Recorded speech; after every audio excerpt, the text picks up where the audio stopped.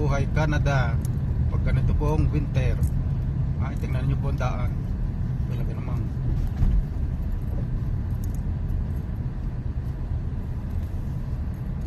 okay, nagpala kaninang umaga. Isang dangkal po ang kapal.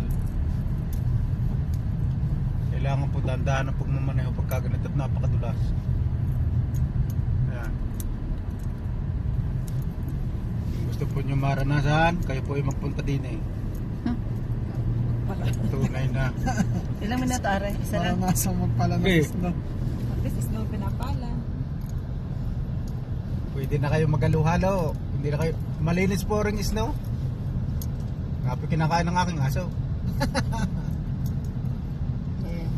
Tuwa po si Coco namin kapag nasa labas. Dinidilaan po ang snow kinakain. Yung pong mga hunter sa gubat kapag ganitong nag-winter at nag-hunting, yan na po ang ginagawa nilang tubig. Nilalagay lang po sa kaldero at pinakukuluan. Ayan ang doggy-doggy. Ayan, gusto-gusto nila. Ayan, nangangain ng snow. Or.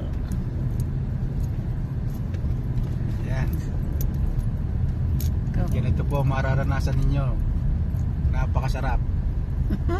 Masarap po ang buhay dito sa Canada. Masarap na mahirap. Kailangan lang po para sumarap ang inyong buhay ay hindi kayo magtatrabaho. Bawal po dito ang tamad. Yan. Bawal na bawal po ang tamad.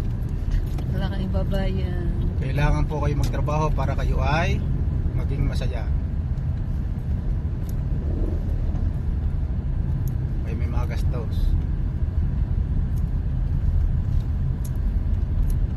Yan po ang real talk. Kailangan po magtrabaho. Dito po bawal ang tamad. Kasi wala kang bayad sa mortgage. Lahat po dito ay binabayaran. Wala po dito libre. Kaya nga po yung iba pag pumupunta rito at kayo patamad-tamad at gusto niyo yung mga trabaho niyo sa Pilipinas, wag na kayong pumunta rito sa Canada. Ako na nagsasabi sa inyo. Iwanan ninyo ang profesyon niyo sa Pilipinas at back to zero kayo dito.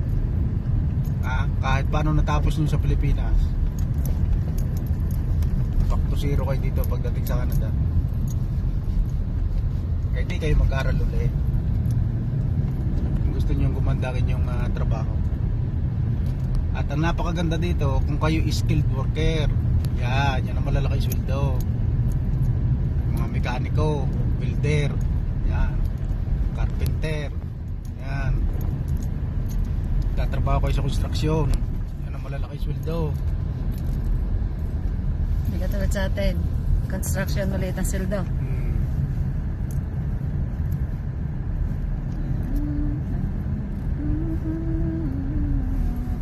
Tama na Ang mga ito, safety, malalaki sweldo rito. Tama na re. Ano na 4 minutes na.